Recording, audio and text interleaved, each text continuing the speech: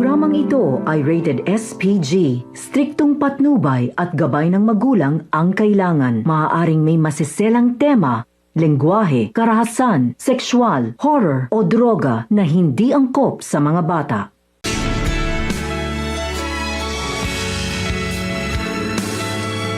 Nag-usap sina Helen at Zenon, humingi siya ng tawad dahil dinala ni Salud si Rod sa kanilang bahay. Okay lang naman daw kay Helen yun at mapipilitan siyang makasama sila sa project ni Salud.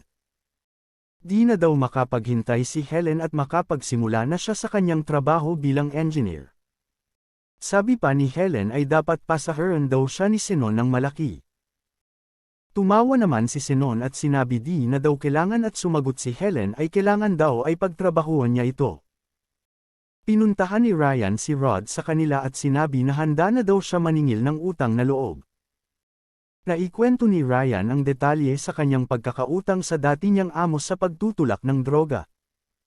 Pinambayad pala niya ito sa ospital noon ni Tatay Tonyo. Sinabi naman ni Rod na tutulungan siya nito. Sa opisina ay nag-meeting sina Zenon at Rod kasama ng iba pang mga katrabaho. Nagtaka si Rod kung bakit wala si Helen. Sinagot naman siya ni Zenon na sinamahan si Salud para maghanap ng location ng bahay niya. Di na kumibo si Rod. Dumating na sa location sina Salud at Helen at di nagustuhan ni Salud ang location. Dapat daw ay kasama nila si Zenon. Sinabi naman ni Helen na sila ay nag-finalize para sa design na kanyang bahay para daw ay sabay na ginagawa ang pag-ocular inspection. Sabi naman ni Salud ay dahilan lang daw ito para di sila magkasama ni Rod. Ang tanging paraan para daw maka-get over sa isang bagay ay hayaan lang ito.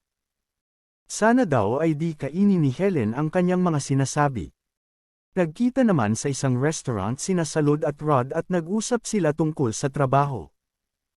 Sinabi nito kay Rod na wala siya noong sila ay naghahanap ng location sa kanyang bahay.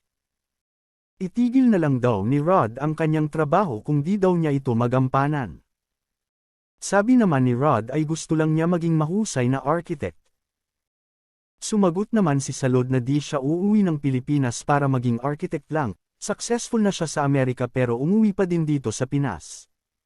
May dahilan daw ito. Ilang buwan na daw silang magkaibigan ni Rod at alam na nitong gustong bawiin ni Rod si Helen kay Zenon.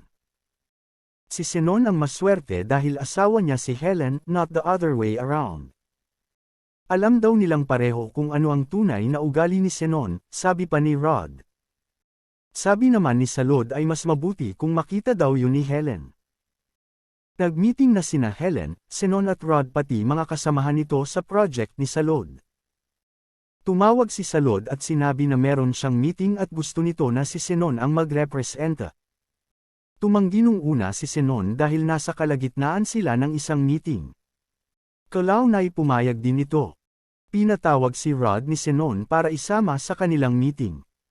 Bago umalis si Zenon ay sinabihan nito si Rod na dapat manatiling professional ang kanilang meeting. Nagsimula na ang kanilang meeting. May lumalandi kay Rod sa opisina at para bang nagseselos si Helen. Pagkatapos ng meeting tinawag ni Rod si Helen at gusto daw nitong kausapin si Helen. Tinanong ni Rod si Helen kung wala raw ba siyang gusto malaman kung ano ang nangyari sa kanya sa Amerika. Sabi naman ni Helen ay hindi na daw. Dati daw ay kung magkwento si Helen ay napakataas pero ngayon ay di na daw. Sabi naman ni Helen ay dati lang daw yun. Gusto lang daw ni Rod na maging okay sila kahit magkaibigan. Sabi naman ni Helen at hanggang doon lang daw yun.